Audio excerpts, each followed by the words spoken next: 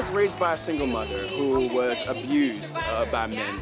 And I want to make sure that women are not, I believe in these women, these people who are victims of these types of issues. And for me, I'm going to be out here and fight for their rights just as well as I will fight for my rights. Women are voters. Women turn out to vote in high numbers, and so we will make the difference in November in changing the way that this country's going. So how much will this anger impact next month's midterms? I went to ask Leader-Chivee, the founder of the American nonprofit All In Together, that encourages women to participate in politics.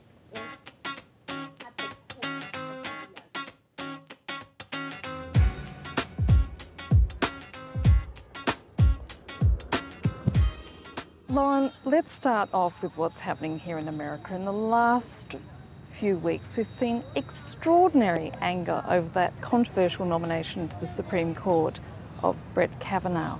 How is that going to impact the midterms? Enormously. I think it's almost impossible to calculate the impact. I mean, look, already going into the midterms, we had an electorate of women, particularly college-educated women, women on the left of the political spectrum, who have been just despondent over the current state, and despondent since the election of Donald Trump, and have seen their worst fears about him, about his sexism, about his rhetoric against immigrants, a whole range of issues absolutely confirmed. And then to see him then nominate someone to the Supreme Court who, you know, was controversial to begin with, but then winds up being accused of sexual misconduct, it really confirmed the worst fears of a lot of women in the country. But we're seeing a seismic shift, aren't we? And we have a whole generation of women who were raised to believe that they are completely equal to men, that they should have every opportunity and every equality, and who find that that's not the case. And so, you know, in the context of the Me Too movement and a Trump presidency and a Kavanaugh Supreme Court nomination, it is this incredible culmination of all of the impact of a generation of women who believe that they are equal, but don't see that equality manifested in American society. But we are seeing a record number of women running for Congress.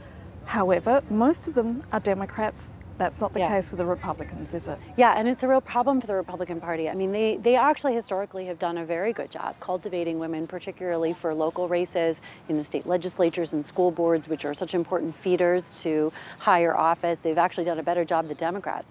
But it's an extraordinarily difficult environment for women candidates on the Republican side. I think there's no question. And on the Democratic side, yes, I mean, we are seeing a record number of women. 428 was the last count of women who've stepped forward to run, not just for Congress, but at every level. And I think that is the big shift as well, is that, you know, historically, particularly on the Democratic side, you know, women have not seen participation in local and state elections as mattering. And because of gerrymandering, because of the sort of power that the states have in a Trump presidency, there's a new attention and passion to try to run and win at the local level, which we've never seen before. What are their chances of actually succeeding, though? You know, statistically, all the studies show that when women run, they actually have an equal chance as men to winning. But even at 428, it's still a small drop in the bucket relative to the total number. You're not going to reach parity with those numbers. Impossible. We're so far from parity. The United States is 96th in the world for the political parity of women, according to the World Economic Forum. And that number has dropped 20 places in the last 5 years. We've never broken 20% women in elected office. I mean, we are so far from that. It's a good start. But I worry that women are going to look at those numbers and think problem solved. It's far from problem solved.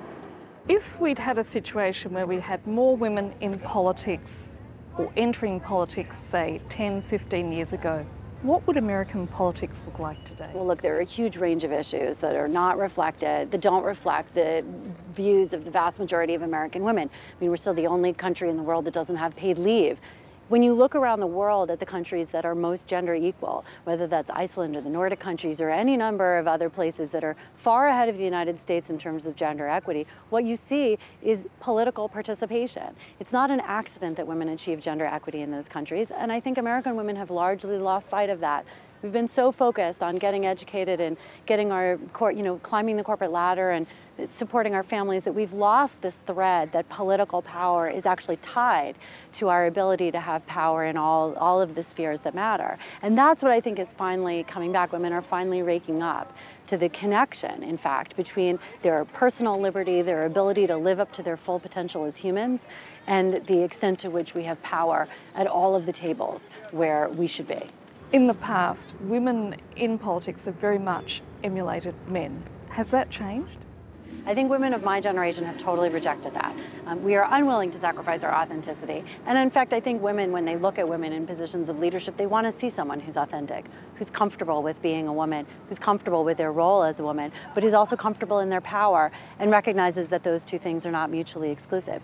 I see that as progress, and I do think that for women of my generation, there's a really deep comfort in being a woman, embracing who we are as women, embracing the importance of the perspective that is unique to us, and also embracing our absolute right to have the same level of power, influence, and impact at every table of power.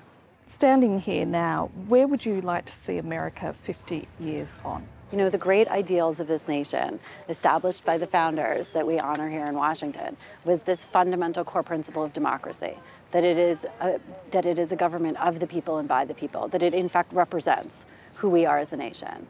And my dream, as it is for anybody who believes in democracy, is that our democracy becomes truly reflective, that we really have in all the positions and seats of power leaders who look like the nation. Diversity, equality, all of those things need to be addressed, I think. Simple, clear, essential. Lauren, thank you so much. Thank you.